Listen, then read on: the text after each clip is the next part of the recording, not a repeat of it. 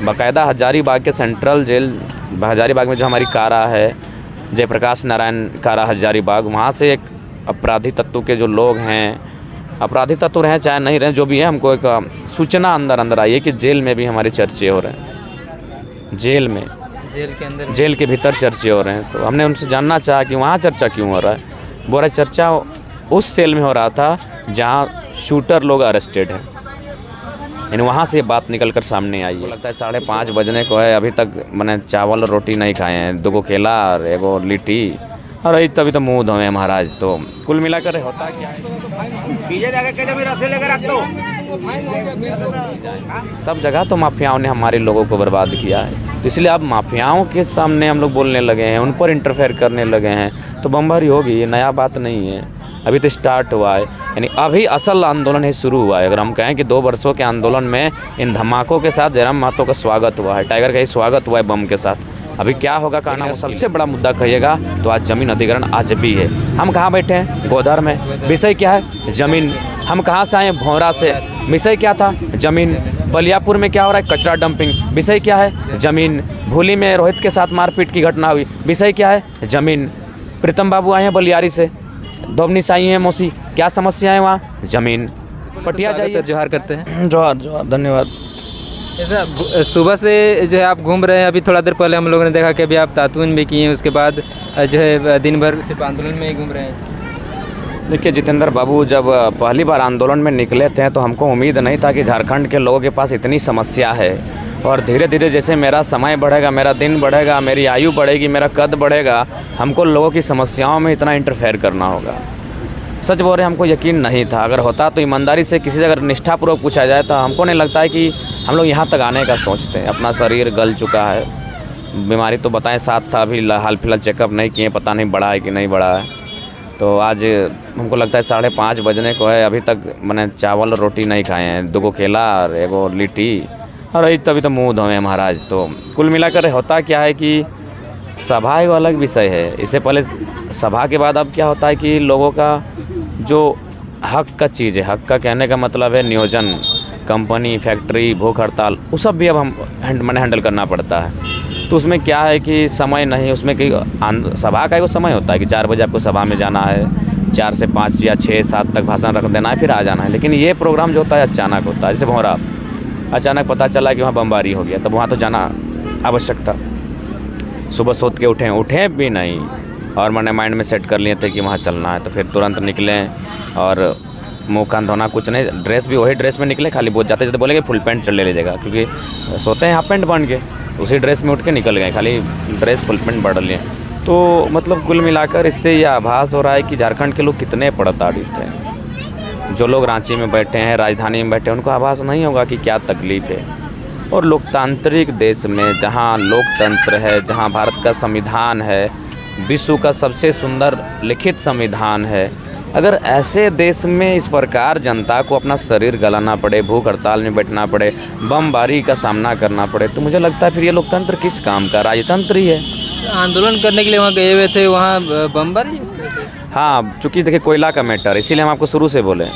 इससे पहले हम लोग 60-40 1932 खतियान तो भाषा आंदोलन पर थे, तो इसमें क्या था कि माफियाओं को उससे कोई मतलब नहीं है। 1932 आधारित खतियान स्थानीय नीति जो होगी उससे माफिया जो हमारे यहाँ हैं उनको कोई वास्ता नहीं है। लेकिन जैसे ही आप कोयला पे बात करेंगे, फैक्ट्रीज पे बात करेंगे, कंपनी आउटसोर्सिंग पर आएंगे, तो माफियाओं से सामना होगा। और माफियाओं ने कब कत्ल नहीं किया है? इसी यहीं बगल में नेपाल रावानी जी की स्टेच्यू है, माफियाओं ने हत्या की है। आगे जाएंगे तो मणिनाथ मंडल की स्टेच्यू है, माफियाओं ने हत्या किया है। पीछे जाएंगे तो शहीद शक्तिनाथ महतो की स्टेच्यू है, माफियाओं ने हत्या किया है। यहीं बगल में रसिक हंसदा जी की स्टेच्यू है, माफियाओं ने हत्या किया है। राजू महतो हैं, माफियाओं ने हत्या किया है। कहीं जाएं, सब जगह तो माफियाओं ने हमारे लोगों को बर्बाद किया है। तो इसलिए अब माफियाओं के सामने हम लोग बोलने लगे हैं, उन पर इंटरफेयर करने लगे हैं, तो बमबारी होगी, ये नया बात नहीं है, अभी तो स्टार्ट हुआ है। यानी अभी असल आंदोलन ही शुरू हुआ है। अगर हम कहें कि 2 वर्षों के आंदोलन में इन धमाकों के साथ जयराम महतो का स्वागत हुआ है, टाइगर का ही स्वागत हुआ है बम के साथ। अभी क्या होगा कहना मुश्किल है। बाकायदा हजारीबाग के सेंट्रल जेल हजारीबाग में जो हमारी कारा है, जयप्रकाश नारायण कारा हजारीबाग, वहाँ से एक अपराधी तत्व के जो लोग हैं, अपराधी तत्व रहें चाहे नहीं रहें, जो भी है, हमको एक सूचना अंदर आई है कि जेल में भी हमारे चर्चे हो रहे हैं। जेल के अंदर, जेल के भीतर चर्चे हो रहे हैं। तो हमने उनसे जानना चाहा कि वहाँ चर्चा क्यों हो रहा है। बोल रहा चर्चा उस सेल में हो रहा था जहाँ शूटर लोग अरेस्टेड हैं, यानी वहाँ से ये बात निकल कर सामने आई है। तो स्वाभाविक है, अभी तक हम लोग स्टूडेंट की बात करते थे, सरकार से लड़ते थे। सरकार जैसी भी अच्छी है बुरी है, झारखंड की सरकार है, उससे आपको कोई उस जान माल का खतरा नहीं है, उससे राजनीतिक खतरा हो सकता है। लेकिन ये जब अब जिनके खिलाफ़ आप बोलने लगे हैं, जिनसे लड़ने लगे हैं, ये कोल माफिया हैं, ये भू माफिया हैं, ये एक ऐसा सिंडिकेट है जो मतलब एक संसद विधायक की हत्या करने से नहीं चूकते हैं। तो जाहिर सी बात है, बमबारी इनके लिए कोई नई बात नहीं है। लेकिन दुर्भाग्य है कि लोकतांत्रिक देश में बमबारी को इतना छूट, बमबारी होने के बाद कोई प्रक्रिया नहीं, कोई प्रतिक्रिया नहीं, और ना ही कोई अरेस्टिंग, ना ही कोई छानबीन, ना ही कोई इन्वेस्टिगेशन, कोई कुछ भी नहीं। तो बहुत दुख लगता है। और प्लस हम तो कुछ दिन पहले हमारे एक बयान को लेकर भी लोग बहुत सारा आलोचना कर रहे थे 1932 वाला। हम स्पष्ट कहेंगे, फिर आज भी कहेंगे कि 1932 खतियान आधारित स्थानीय हमारा मुद्दा है, रहेगा। लेकिन सबसे बड़ा मुद्दा ज़मीन का है। आज फिर कहेंगे, लोग मेरे आपके चैनल से फिर वीडियो काट ले, गम नहीं है, लेकिन जो सच्चाई है उसको स्वीकार करना होगा। 1932 खतियान आधारित स्थानीय नीति ये झारखंड का एक ज्वलंत मुद्दा है। लेकिन अगर सबसे बड़ा मुद्दा कहिएगा तो आज ज़मीन अधिग्रहण आज भी है। हम कहाँ बैठे हैं? गोधर में। विषय क्या है? ज़मीन। हम कहाँ से आए? भौरा से।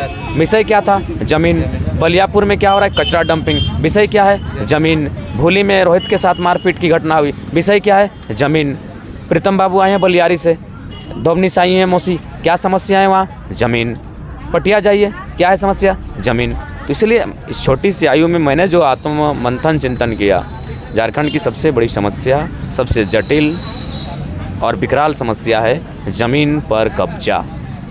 जबरन कब्जा कंपनी का हो, भूमाफियाओं का हो, दबंगों का हो, तो ये बहुत बड़ी समस्या है। इस दर्द को कोई देख नहीं रहा है। ज़मीन को लेकर के पहले तो इस तरह का इतना आंदोलन नहीं हो रहा था। क्योंकि आंदोलन नहीं हो रहा था, इसीलिए तो बोला कि लोग कहते हैं आंदोलन ने क्या दिया। इस आंदोलन ने लोगों को एक बल दिया, लोगों को हिम्मत दिया। अब कोई भी लड़ने के लिए बोलने के होता था आंदोलन, लेकिन इस टाइप से आज जो हो रहा है तो कहीं ना कहीं ये बल।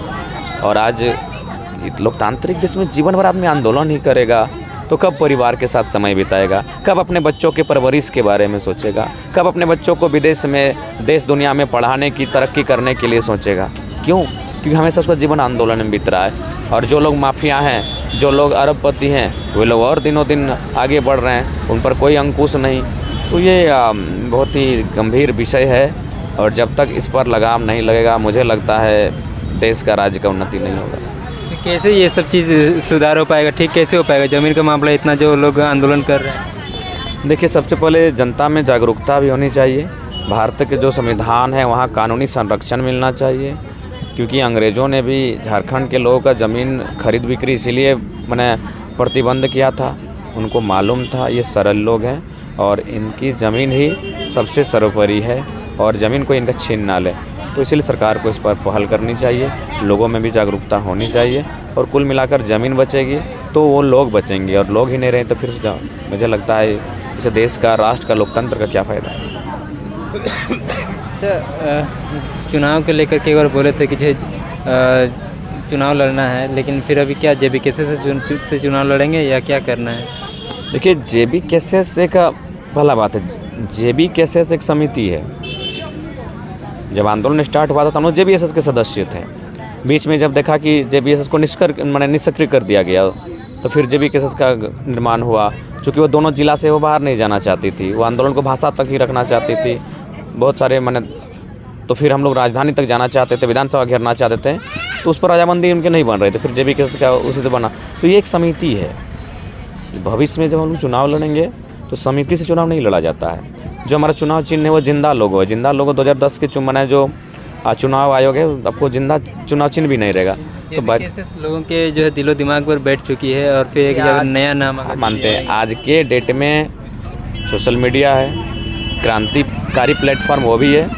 हम लोग को विश्वास है, आशा है, जैसे ही हमारे दल की घोषणा होगी, बाकायदा बहुत ऐसा सुंदर नाम होगा, हम लोग सोचे हैं एक सुंदर नाम होगा, वो तुरंत लोगों के दिमाग में फिट बैठ जाएगा और मुझे लगता है कि वो फिर से उसका प्रचार और प्रसार आसानी से हो जाएगा।